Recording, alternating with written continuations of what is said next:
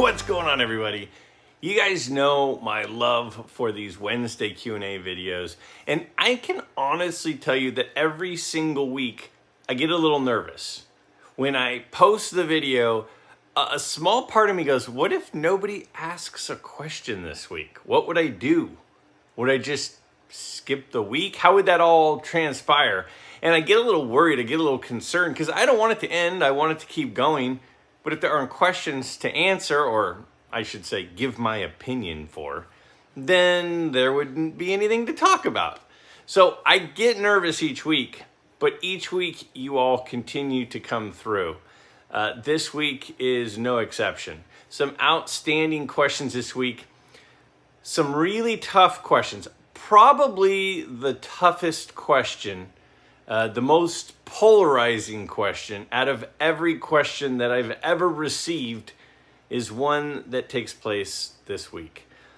So we'll see how that goes. We'll see how many of you hate my opinion. I try really hard to just give my opinion and let the chips fall where they may, and I don't anticipate that changing anytime soon. But that said, if you have a question for an upcoming episode, please, again, down in the comments, all you have to do is simply type your question into the comments. Now, also, if you have not yet uploaded your favorite pickup from the month of May, I am currently accepting any submission that you have. Pick your one favorite pickup from the month of May, and down below in the description, there is a link. If you could post it in the link, that would be super helpful. I know sometimes some of you want to email it to me. It's hard for me to keep everything straight. So if I have them all in one place, it makes it way easier for me to make sure nothing gets missed or overlooked. So again, down in the description, there's a link to a Google form. The Google form is going to ask you for your name, what's the card that you picked up. It gives you a spot to upload a picture of the pickup. And with that, let's go ahead and take a look at this week's first question. Have recently liquidated some other collectibles and am looking to invest in some of my Grail cards. I have a tough choice in what to buy. I can buy a few lower grade PSA 3 cards that have been on my want list for a long time, or just bite the bullet and spend all the funds on a couple of big cards. Here are my choices.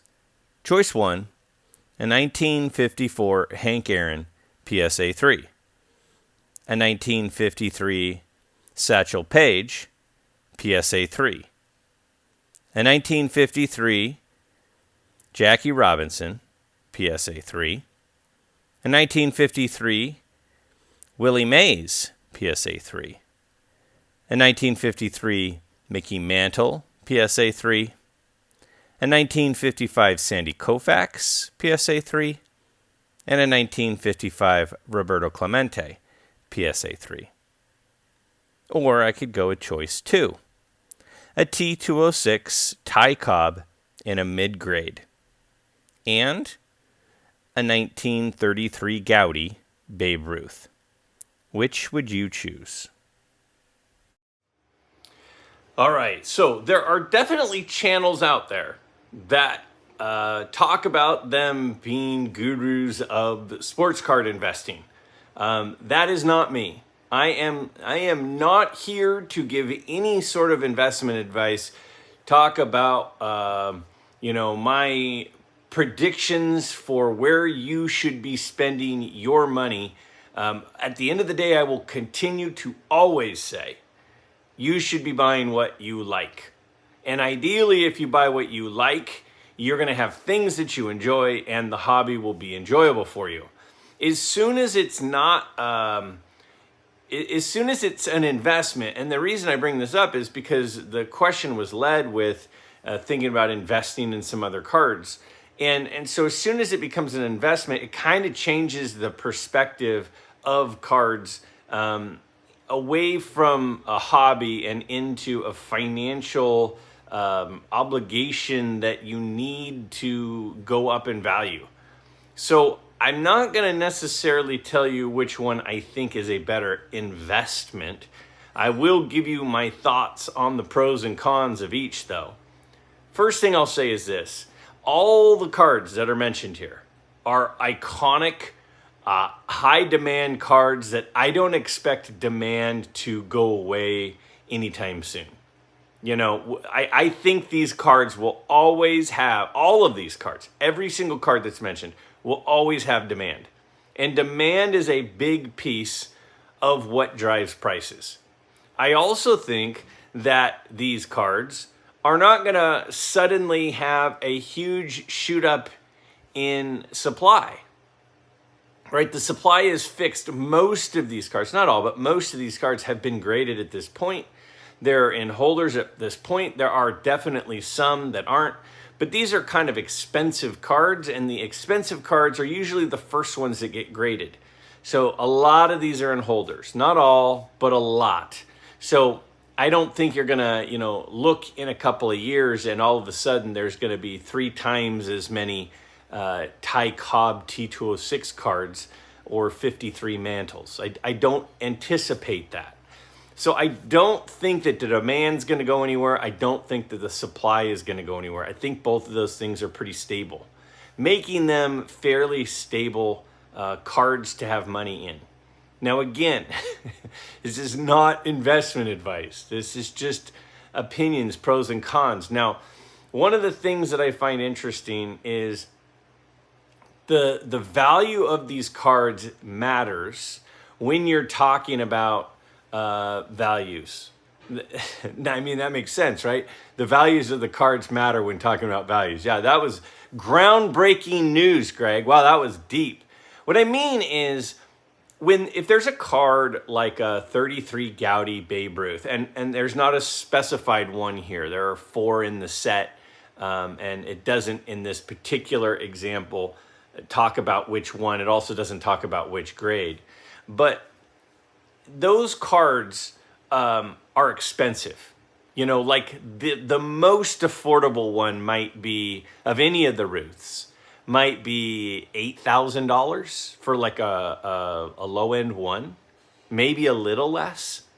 Now, by getting to that price point, that eliminates a lot of people from being able to participate. A low-end Ty Cobb T206 is going to be $2,500 at least. So there are a lot of people who that's just out of the realm of possibility. But then when you look at the other list, the first option has cards that, are going to be like a Jackie Robinson, 53 Topps Jackie Robinson in a low grade in a 1 or a 2. You could get that for under $1,000, right? So a Sandy Koufax in a rookie card, a 55 Koufax in a 1 or a 2, you could get that under $1,000. So there are more people who are able to participate in the option number 1. Now, what does that mean? Does that mean something for the values? I don't think it necessarily means anything for the values. But what it does mean is it means something for the liquidity of the card. The $10 million beach property, that property, it might take 2 years to sell it because there aren't a lot of people who can be involved in a $10 million purchase. But the $300,000 house in the suburbs, a lot more people could potentially buy that house. So it will likely sell more quickly. So I think one of the main differences between these two cards is the liquidity of the cards. The availability to sell them if you decided they weren't cards you wanted anymore. And when you're talking about an investment, liquidity of the investment certainly does matter, right? It is an important factor because if it's hard to sell something, it does affect how quickly you could get your money out to get into something else. Now, I think that Ty Cobb and I think that Babe Ruth, in option 2, are 2 players that are widely recognizable names. Babe Ruth is probably the biggest name in the hobby. On the other side, Mickey Mantle and Willie Mays and Jackie Robinson are some of the biggest names in the hobby. That's not to say that Koufax is a small name or Clemente is a small name. But if you walked up to 10 random people in the street, probably all of them would know who Babe Ruth is. A lot of them would know who Cobb was. Most of them would know who Jackie Robinson was and Mickey Mantle was, but fewer would know who Sandy Koufax or Jackie Robinson, or I'm sorry, Sandy Koufax or Roberto Clemente would be. And again, it's also regional. If you're in Pittsburgh, it's going to be different than if you're in LA or in Brooklyn or something. So that said, those are kind of my immediate thoughts. The other piece of it that I would say is the more expensive cards, in addition to being less liquid because there are less people that can participate in the purchase, is what would happen in a down market? What cards would be affected most in a down market? Now, a lot of luxury items, like yachts, you might think, well, those would be the first things that people would stop purchasing in a down market. And to a certain extent, I think that's true. There are going to be fewer vacations when we're in a recession, right? The hotels in different vacation destinations will struggle more. Restaurants will struggle more. But then there's also like this kind of ultra-rich group where the ultra-rich people, when there's a downturn in the market, they have so much money, how much are they actually affected? So the person who's in the market maybe for a 53 Jackie Robinson, that might be, and you're using a PSA 3 grade. So a PSA 3 grade is not a high grade card, but it's not a low grade card. It's sort of like a middle of the road type guy that would be buying a middle of the road collector. And so that's the kind of person that would probably be hit the hardest in an economic downturn. Now, are we in an economic downturn? I'm not suggesting that. I'm not getting into economics right now. But what I'm saying is you're talking about an investment. And when you're thinking about an investment, you have to think about best case and worst case scenarios. And a worst case scenario is there's a huge recession. And some people would say, well, we're in that, Greg. Okay, great. But my point is that the guy who's looking for a PSA 3 Jackie Robinson, that's the guy who's making, $100,000 a year to $175,000 a year kind of guy. It's not the person who has a $10 million a year salary.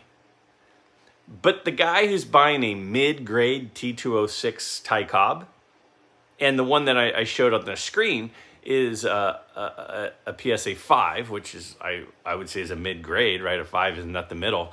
So that guy is not going to be nearly as affected because he's got so much money. It's not going to squeeze him as much if he loses some of his assets. He still has lots of assets. So it's kind of one of those things where when the market takes a downturn. Now, at the same time, I just did this video the other day where I looked at grades from PSA 1 to PSA 9 of a card from 1950 all the way to 59. And the cards over the last 2 years that have been hit the hardest seem to be the PSA 8 and PSA 9 cards, which are the luxury type cards. So in that down market, it was the high-end cards, the most expensive cards, that seemed to be hit the hardest. In a lot of cases, the PSA 1, 2, 3, they've done okay. They've done pretty well in this down market over the last 2 years.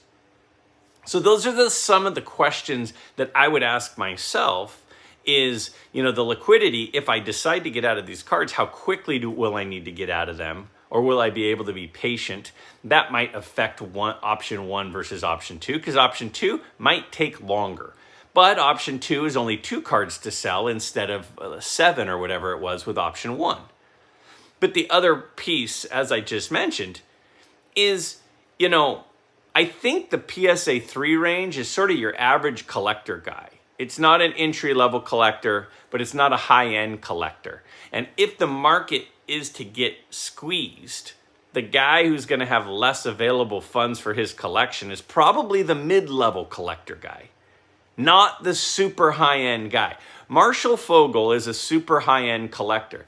I don't anticipate that if we hit a deep recession, then Marshall Fogel would suddenly say, all right, that's it. I can't buy anything. I can't afford anything anymore.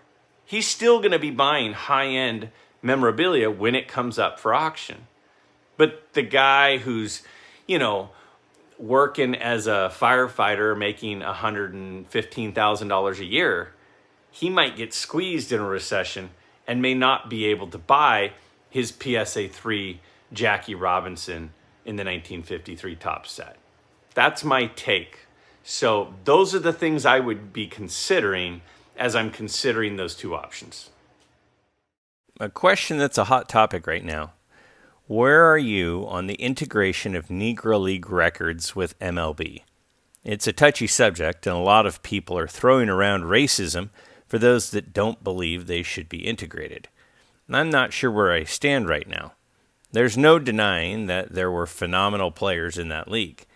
But was that league at the same skill level all the way around as the MLB? I don't know enough of either league in that time period to say yes or no to that.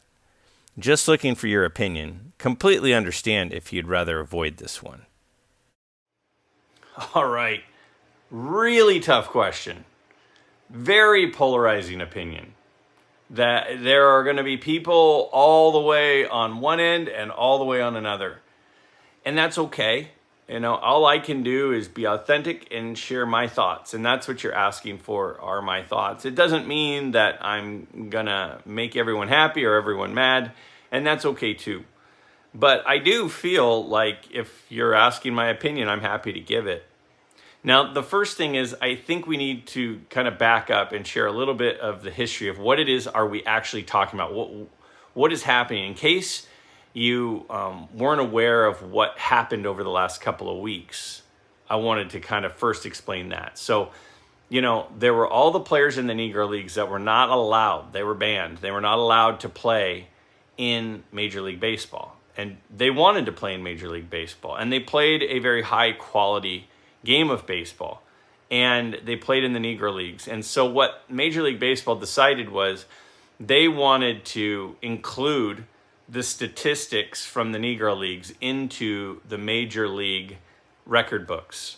And so what they've been doing is for the last 2 or 3 years is they've been going back through all of the books, all of the records, all the newspaper articles, all of the print information, and trying to figure out the box scores for all of the Negro League stats.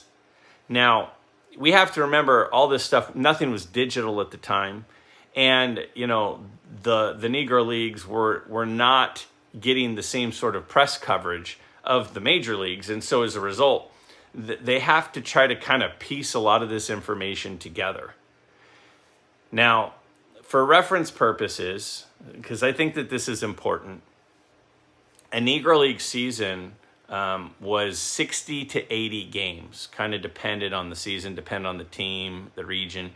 So 60 to 80 games. And there were a lot of different Negro Leagues, and only some of them are the ones that they are integrating into the record books. So as they're going back and looking for the data and looking for the box scores, they're looking for these particular leagues. Again, 60 to 80 games in a season. Now, on top of that, because of the time period, because of all of it, they only have about 75% of the box scores. Again, that's according to press releases. Now, I know somebody's going to come on and say, well, actually, it's 78% or 71%. That's fine. But it's kind of, everybody is kind of universally agreed that it's approximately, because some teams more than others, it's about 75% of the box scores. And so those are the records that they're using. Now, I have no doubt that as time goes on, there will be more scrapbooks that are found and more articles that are found and references where they're able to add to that. Certainly, they'll likely never get to 100%, but 75% is about what they have. Now, with that in mind, with all of that in mind, what has happened is a lot of the records have changed. The single season batting average record for a long, long time was was Hugh Duffy. The lifetime career batting average record was Ty Cobb. And that's now different. It's now different because some of the players from the Negro Leagues, based on the information that they have, their numbers are higher. Now, you guys know me, and I don't take a lot of notes, and I don't use notes and references, but we're talking about some specific statistics here, and we're talking about a very touchy topic. And so I wanted to make sure that I was right on some of it. So I did write some things down, and I'll share some of this stuff here in just a second as I continue talking about it, just because I wanted to make sure I had the batting averages right, the number of at-bats correct, some of that kind of stuff. Now, one of the things that's mentioned is, Negro League statistics, those are, the talent was watered down, the players they were playing against weren't that good. I don't really like that kind of argument personally. And again, you're asking my opinion. I don't like that argument personally because some of the best players that came into the majors came from the Negro Leagues. Monty Irvin was a prolific player in the Negro Leagues. Don Newcomb, Jackie Robinson, obviously, Roy Campanella. A lot of these players got their start there, even Willie Mays and Hank Aaron. And so what happens is these guys played some of their time there. And then one of the reasons that baseball was as great as it was in the 50s is because there was this incredible influx of talent. This incredible amount of new talent was shot into the major leagues. And that's one of the reasons it's the golden age of baseball.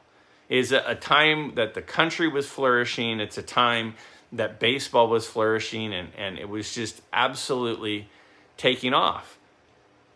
So I don't like the argument of the talent wasn't very good when some of the best players that ever played, even once they came over to the majors, it's not like Monty Irvin was a star in the Negro Leagues and then he comes over to the majors and he's no good. That's not what happened. He was a star in the Negro Leagues, and then he came to the majors, and he was a star in the majors.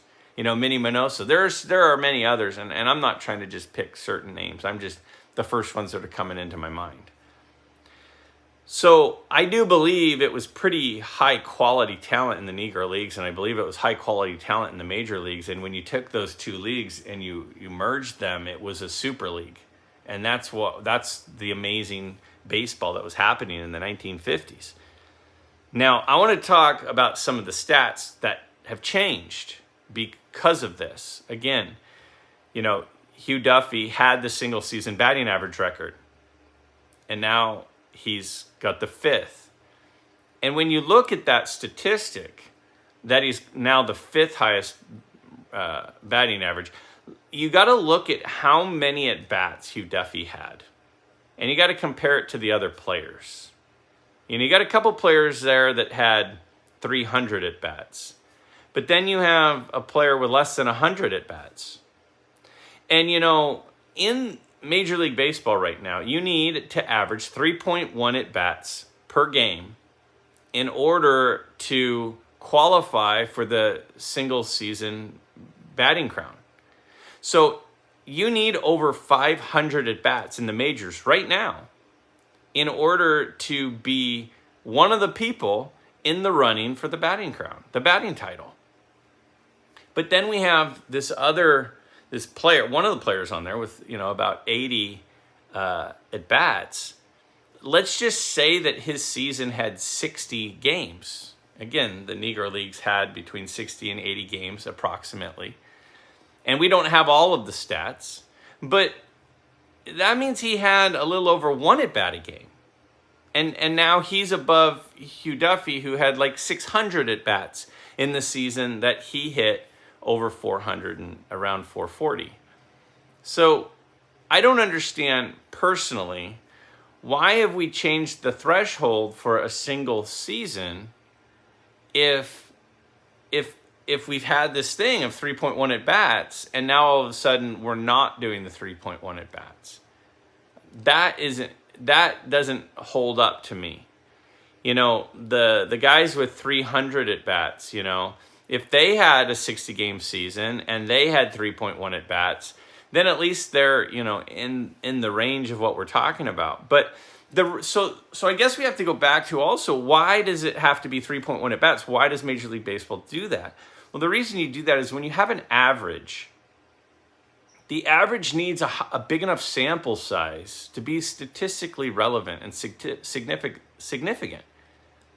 So, if I'm a major league, or I'm a minor league pitcher who comes up to the majors in a doubleheader for the day, and I pitch 1 inning and I, strike everybody out, and my ERA is 0, and then they send me back down to the minors and I never come back up, I don't win the ERA title because I only pitched 1 inning.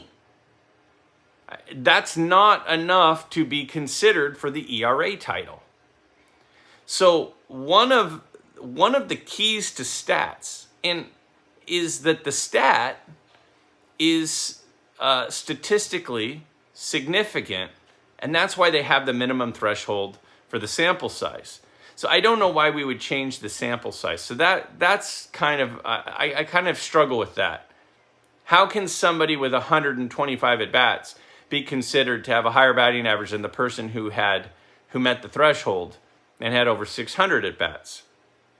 When we talk about career, so I'm looking down at my notes here. So Josh Gibson's career batting average was 373, which is higher than Ty Cobb's career average of 366. So now some people would say Josh Gibson has the highest career batting average ever. But Josh Gibson only played 602 games according to the records that they have, which is much different than the thousands and thousands of at-bats that Ty Cobb had. Josh Gibson had a little over 2,500 at-bats. He had 2,526 at-bats. The sample size is about 20% of the sample size of Ty Cobb. So what is the threshold for the number of at-bats that you need for the career batting average record?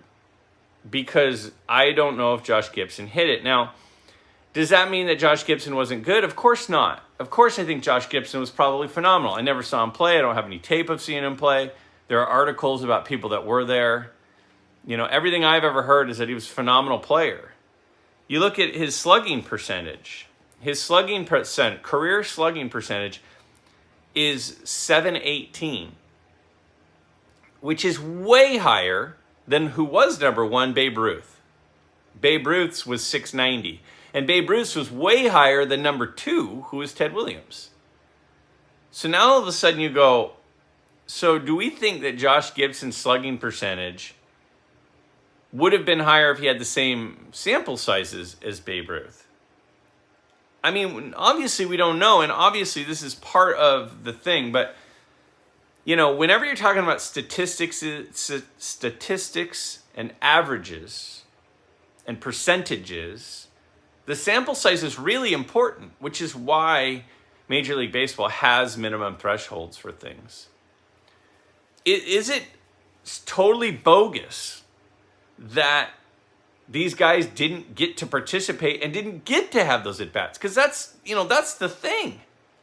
These guys didn't get to be in the majors. They didn't get to have 10,000 at-bats plus like a Ty Cobb, because they weren't allowed to do it. I think it's the biggest black eye in the history of our country, is how different groups have been treated during different times in American history. It's awful. But if we're looking at records, which, by the way, let me also throw this out there. The term record, like, you have the all-time record for batting average, right? The term record, you would think would require to actually have the records. We only have 75% of the records. So we have a smaller sample size, right? Josh Gibson played, far less games than Cobb or Ruth.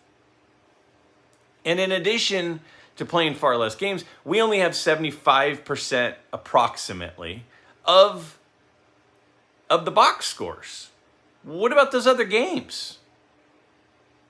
What about the accuracy of those box scores? So I don't think that we can compare these two things. We would like to compare these two things. And some people goes, oh, who cares? Why is everyone making a big deal about it? Well, first of all, I didn't ask the question.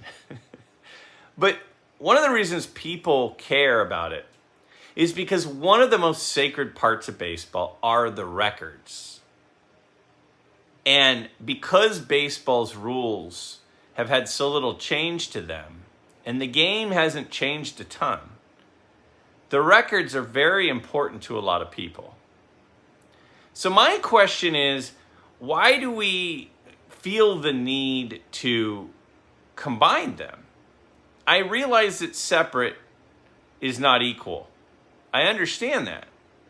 But to me, it's like, if you've got, you can't compare these. I don't think the two things are comparable, not because of the talent level, but because of the accuracy of the data, the percentage of the known data, and because the sample size is so much different.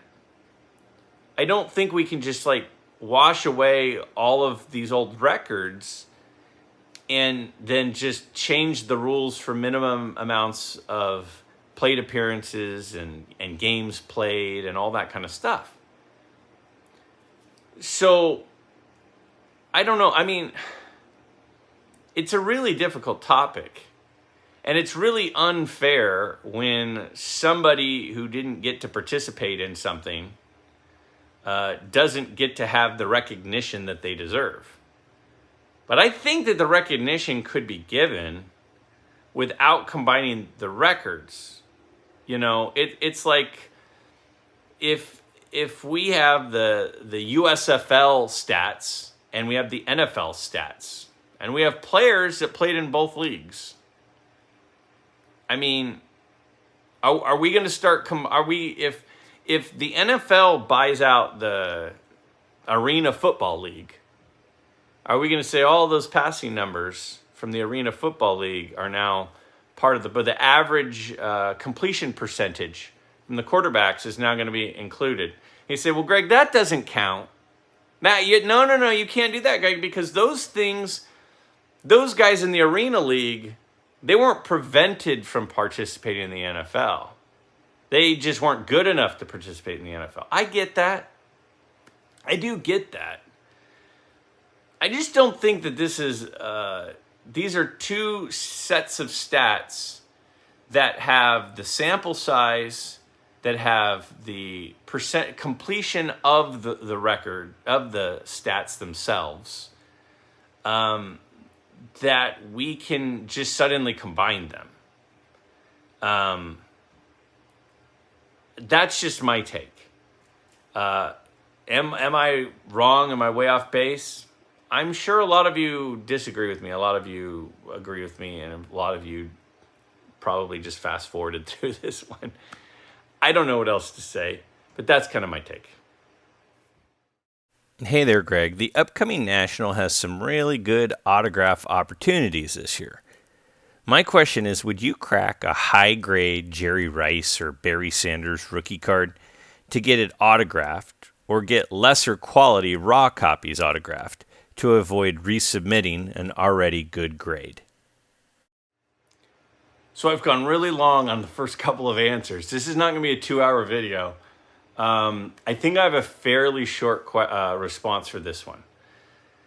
You know, there are two things. There are, there are cards that have been graded that maybe you want to get signed because you want to get the autograph, but you don't want to get the autograph on an ugly copy of the card. You want to get a nice copy of the card.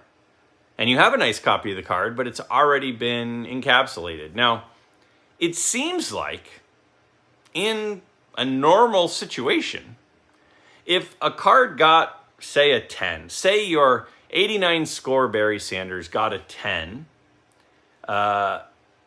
it seems like if you cracked it out and sent it back in, it would get another 10. It should get another 10, right? If it met the criteria the first time, why wouldn't it meet the criteria a second time? So you would think that what should happen is you crack it out, you have him sign it, you resubmit it, it should get the 10 again, and then they'd also give the auto grade. That's what probably should happen. But there is a big concern, which I think is very legitimate, that it wouldn't get the 10 the second time. So now you're going to give up, hundreds of dollars in extra value by it maybe going from a 10 to a 9, and then just because you cracked it out to sign it. So what do we do? Do we get another copy?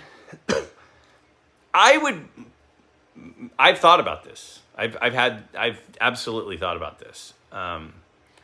And there are some guys that signed in Sacramento recently that I thought about getting their autograph, like a Ricky Henderson. Ricky Henderson was signing at a show in the Sacramento a couple weeks ago.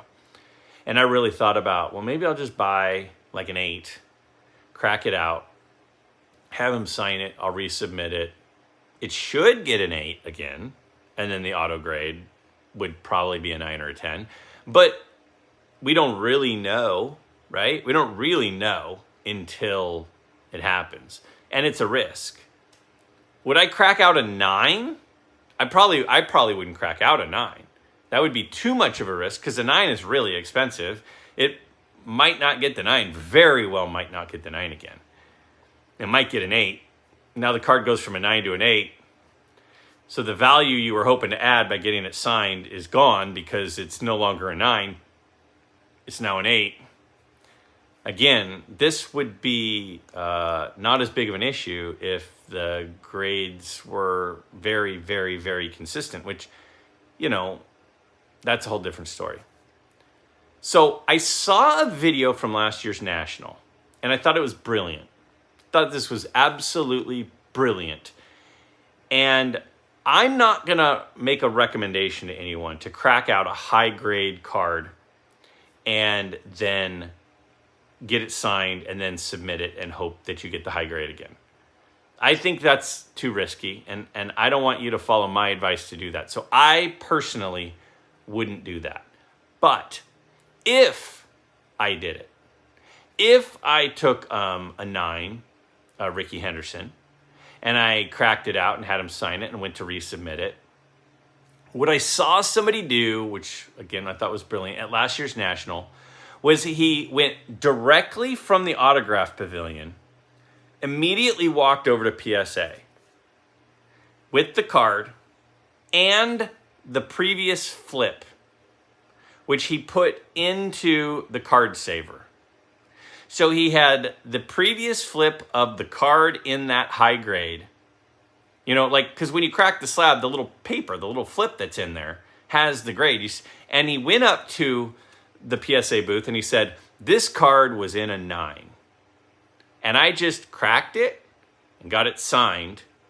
Certainly seems like it should still be a 9. Here's even the same flip with the same serial number of the card that I just cracked out an hour ago before I got it signed. So face to face, he's sitting there with PSA saying, there's no reason when I come and pick this up tomorrow for the on-site grading that it shouldn't have the same grade on it as it did yesterday. If I were going to do cracking a high grade to get it autographed, that's exactly how I would do it. I would crack it out right before the autograph. I would have him sign it. I would go face to face to the PSA booth with the previous flip in the card saver, hand it to them and say, I'll be back tomorrow. And seems like the card should have the same grade it had the day before. That's probably what I would do. New question. I've been watching some YouTube videos about modern collectors. I'm honestly trying to understand that side of the hobby more. I'm constantly seeing trading and coin flipping. It feels like they have no attachment to any of the cards or players. Every card is available for trade. It makes me wonder, do you think modern collectors love cards or love trading and possibly making profit from them, trading up or picking the right prospect? At the end of the day, they aren't hurting anyone, and they are enjoying the hobby. It just makes me wonder what the hobby will look like in 20 years. All right, so my friend Theo, for the second straight week, asked a question, which is fantastic. And I think last week and this week, they're great questions. So I'm absolutely thrilled to give my personal opinion on this topic. Now, when you're looking at modern channels, which I do watch some modern channels. I enjoy seeing some of the cards, seeing them do some breaking, seeing them, the big dollars going back and forth. I think it's kind of entertaining. I don't watch it a lot, but I do watch it from time to time. And there are lots of quarter flips. There are lots of dollars exchanging hands. There are lots of flips. And then it leads you to wonder, well, what is actually happening with the hobby? Is the hobby actually healthy if these young people, if the future of the hobby, these young guys that are doing this, don't really seem to have any attachment to the card? I think that's a perfectly reasonable concern to have. So here's my take. I think there are two groups of people. I think group number one are collectors. They like collecting the current players, the players that they see on TV. They like Joe Burrows. They like, Tuas. They like, whoever the player is. They like collecting the players of the cards of the players that they like. They like the autographs. They like the relics. They like the rare cards, the numbered cards, and they're really into it, and they are collecting those.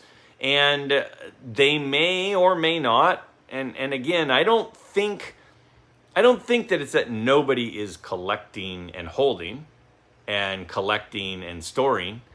I think just a lot of the channels that grow are the channels where there's lots of dollars flying around and there's lots of super rare cards that are being flipped. And that's what a lot of the attention is on. But I do think that there are some young collectors. And I think a lot of those young collectors buy the players that they like, and they buy cards from the teams that they like. And I think that's really the future of the hobby. That's group one. In my opinion, group two, they're not really in the hobby. Now, they use the hobby. They use cards as the medium. But they're really just day traders. Just like the guy who buys the penny stock on E-Trade, and he hopes it goes up just a little bit, and then he sells it the next day. He's not invested in that company. He doesn't really care about that company. He just is buying that particular stock because he's hoping to get a little bit of a bump and make a little bit of money.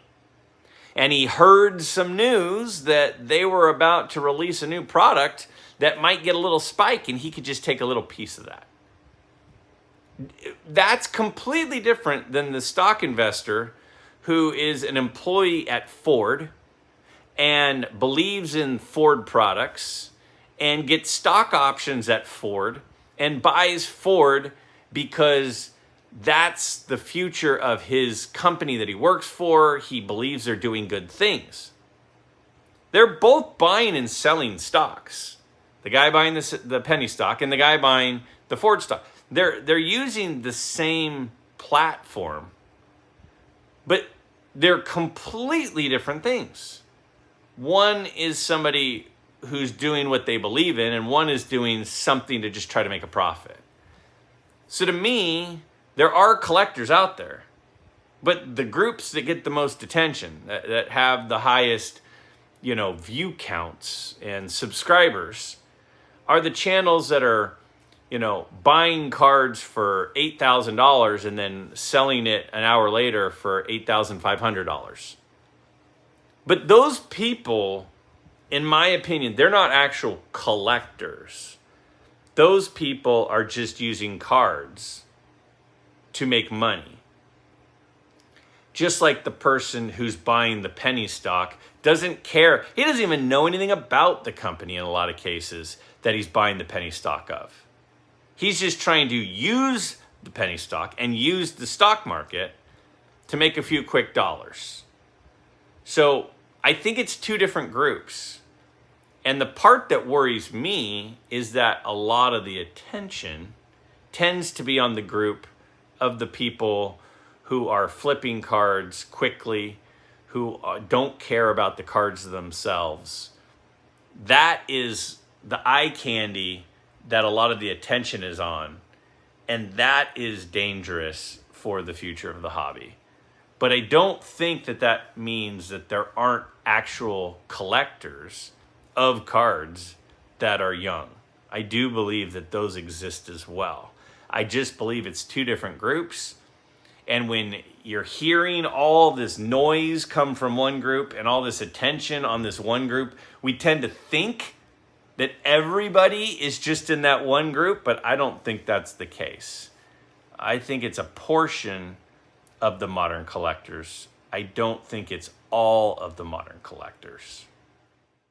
Between producing a number of videos each week on your own YouTube channel, being a guest on other sports card channels, going to card shows and searching eBay or auction sites for your next card treasure, how do you avoid burnout in the hobby? With all your many titles, how do you balance being a husband, father, friend, teacher, YouTuber, and all the other commitments you have? So that's an interesting question. How do I have time for everything? How am I a good dad, good husband, good friend, all of that stuff? Put videos on, guest this video, do my job. How do I do all of that? Well, first thing I'll say is everything in life is about priorities. You have to keep focus on those priorities. You know, if Lucy has a game and I have a video that's not done, I'm not finishing the video because I'm going to watch Lucy's game. If my wife and I have a planned date that we're going to go out and spend time together and I've got a video that I might need to stay up late to finish, I'll stay up late to finish it. I'll wake up early the next day and finish it. But my husband and my dad duties, those are above work duties for me. Those are certainly above YouTube videos for me. Now, I'm not going to miss work for videos either. Work is a necessity, though. Work is not my hobby. Work is my work. So one of the things I started doing at a very, very young age, pretty much the first month I started teaching 22 years ago, was drawing firm lines in the sand, which is I don't bring work home. I don't check my work email at home. I rarely take work phone calls at home. When I drive out of the parking lot at my school, when I'm done teaching for the day, it's done. It will be there when I come back tomorrow. You know, I heard someone very early in my career say that they've never checked an email at home that brought them good feelings for the rest of the night. The problem that I got the email about at 6 p.m. will be there when I get to work tomorrow. So I have to shut the door on that. So work is from the time I get there until the time I leave. As far as my channel goes, my channel is my hobby. Now I have two hobbies. I collect cards and I make YouTube videos. Those are my two hobbies. How do you have time to do that, Greg? Well, I don't watch TV shows except for some live sports. Other than watching some live sports, I just don't watch TV.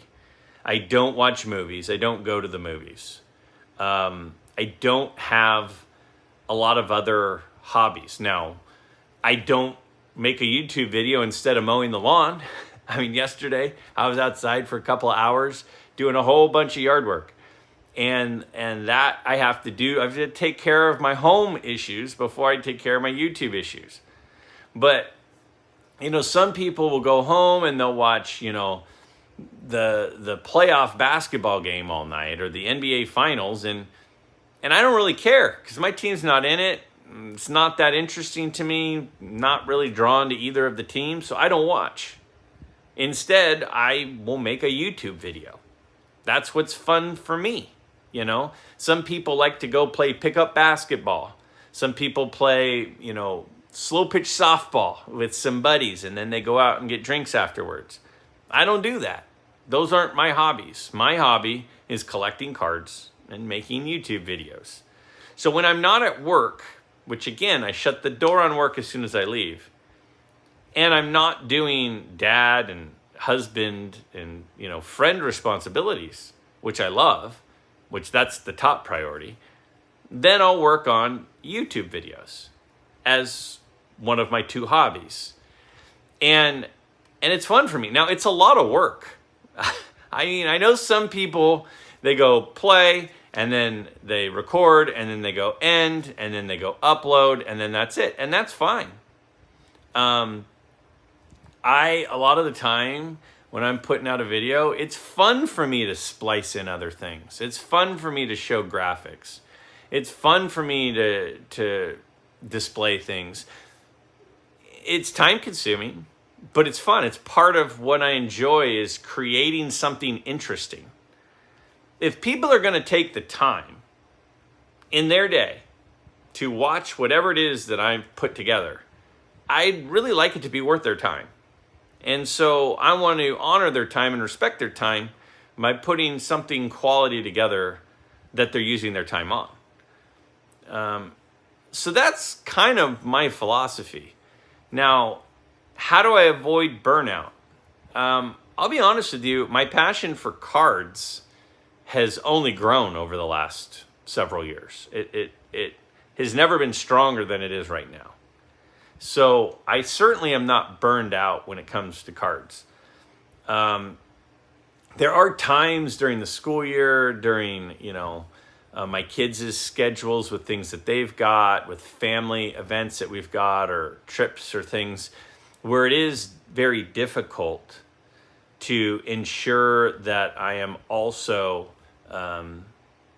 creating the content and the quality of the content that I want to be posting for my channel. But it's something that's important to me. It's something that I like doing. It's something that I really enjoy. It's something where I've made connections with so many people and so many friends that it's part of what I like to interact with them about. And so, though it's a lot of work, it is a lot of work, and I know people think, oh man, this guy's channel is monetized. He's making all this money now and he's just making YouTube videos. I can tell you this. The pay is very, very minimal for at least the amount of work I put in. I mean, the pay per hour is like very, very small. So that is not why I do it. I do it because it's my hobby and I enjoy it and it's fun. It's a way for us to interact and stuff. It's not for the money. Because if I was doing this for the money, there are a lot of things I could do. I could go get a job down at McDonald's and make 5 times per hour what I make for putting these videos on here. But this, for me, is fun and it doesn't feel like work. If you have a question for next week's episode, please don't hesitate. Again, I love getting your questions. I love sharing my opinion, giving my input, and then seeing what you all think about it and interacting with you about it. So don't hesitate. Down below in the comments, simply type your question, and I look forward to seeing what you all are interested in.